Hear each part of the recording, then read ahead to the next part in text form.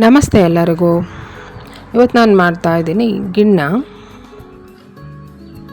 ಗಿಣ್ಣದ ಹಾಲು ಸಿಗೋದೇ ಅಪರೂಪ.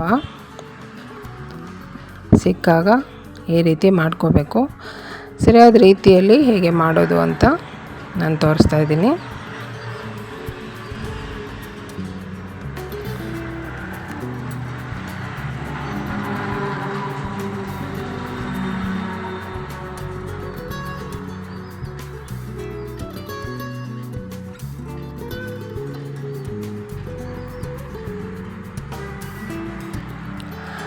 ಗಿಣ್ಣ ಮಾಡೋದಕ್ಕೆ ಮೊದಲಿಗೆ ನಾನು ಬೆಲ್ಲನ ತುರಿತಾ ಇದ್ದೀನಿ.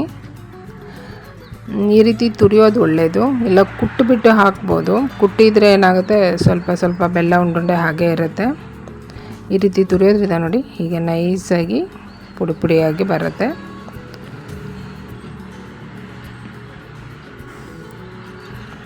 ನೋಡಿ ಸಿಹಿಗೆ ಎಷ್ಟು ಬೇಕೋ ಅಷ್ಟು ಬೆಲ್ಲ ನಾನು ತುರಿದಿಟ್ಟಿದ್ದೀನಿ. ಇದು ಗಿಣ್ಣದ ಹಾಲು, ಮೊದಲನೇ ದಿನದ ಹಾಲಿದು. ಮೊದಲನೇ ದಿನದ ಹಾಲಿಗೆ ಅರ್ಧ ಲೀಟ್ರಿಂದ 1 ಲೀಟ್ರ್ ತನಕ ನಾವು ಬೇರೆ ಮಾಮೂಲಿ ಹಾಲನ್ನು ಮಿಕ್ಸ್ ಮಾಡ್ಕೋಬೋದು. ನಾನು ಒಂದು ಅರ್ಧ ಲೀಟ್ರು ಮಿಕ್ಸ್ ಮಾಡಿದ್ದೀನಿ.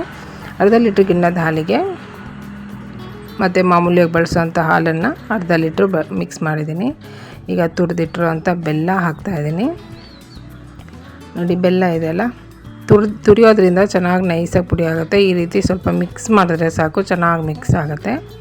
ಇಲ್ಲ ಸರಿಯಾಗಿ ಬೆಲ್ಲ ಕರಗಿಲ್ಲ, ಉಂಡುಂಡೆ ಹಾಗೆ ಇತ್ತು ಅಂದರೆ ಗಿಣ್ಣ ಮಾಡಾದ್ಮೇಲೆ ಕೆಳಗೆ ಬೆಲ್ಲ ಹಾಗೆ ಉಳ್ಕೊಂಬಿಡುತ್ತೆ.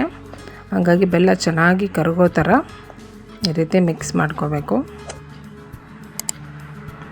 ಬೆಲ್ಲ ಚೆನ್ನಾಗಿ ಕರಗಬೇಕು. ಈಗ ಈ ಹಾಲನ್ನು ಸೋಸ್ಕೊತಾ ಇದ್ದೀನಿ.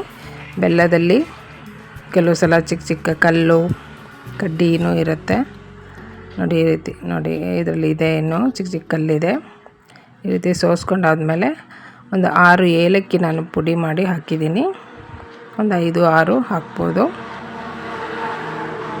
ಇದನ್ನು ಸರಿಯಾಗಿ ಮಿಕ್ಸ್ ಮಾಡಿ ಈಗ ಆವಿಯಲ್ಲಿ ಬೇಯಿಸಬೇಕು. ಈ ರೀತಿ ತುಂಬ ಸುಲಭ. ಗಿಣ್ಣ ಮಾಡೋದ್ರಲ್ಲಿ ಏನು ಕಷ್ಟ ಇಲ್ಲ, ತುಂಬ ಬೇಗ ಆಗೋಗುತ್ತೆ.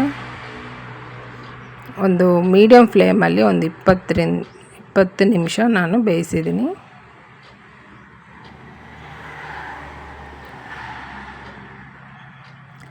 ನೋಡಿ ಬೇಯಿಸಿ ಆದಮೇಲೆ ಗಿಣ್ಣ ಸೂಪರಾಗಿ ರೆಡಿಯಾಗಿದೆ. ನೋಡಿ ಎಷ್ಟು ಚೆನ್ನಾಗಿ ಬಂದಿದೆ, ಒಳ್ಳೆ ಐಸ್ ಕ್ರೀಮ್ ಥರ ಆಗಿದೆ.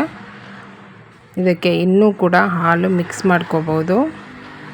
ಗಿಣ್ಣದ ಹಾಲು ಸಿಗೋದೇ ಅಪರೂಪ. ಹಂಗಾಗಿ ಮೊದಲನೇ ದಿನದ ಹಾಲು ಸಿಕ್ತು ಅಂದರೆ ಇದರಲ್ಲಿ 1 ಲೀಟ್ರ್ ತನಕ ಮತ್ತು ಹಾಲನ್ನು ನಾವು ಮಿಕ್ಸ್ ಮಾಡಿ ಜಾಸ್ತಿ ಗಿಣ್ಣು ಮಾಡ್ಕೊಂಡು ತಿನ್ಬೋದು. ನೋಡಿ ಸೂಪರಾಗಿ ಗಿಣ್ಣು ರೆಡಿ ಆಯಿತು. ತಣ್ಣಗಾದ್ಮೇಲೆ ತಿನ್ನೋದಕ್ಕೆ ಚೆನ್ನಾಗಿರುತ್ತೆ. ನನ್ನ ವಿಡಿಯೋ ಇಷ್ಟ ಆದರೆ ಲೈಕ್ ಮಾಡಿ, ಶೇರ್ ಮಾಡಿ, ಸಬ್ಸ್ಕ್ರೈಬ್ ಮಾಡಿ.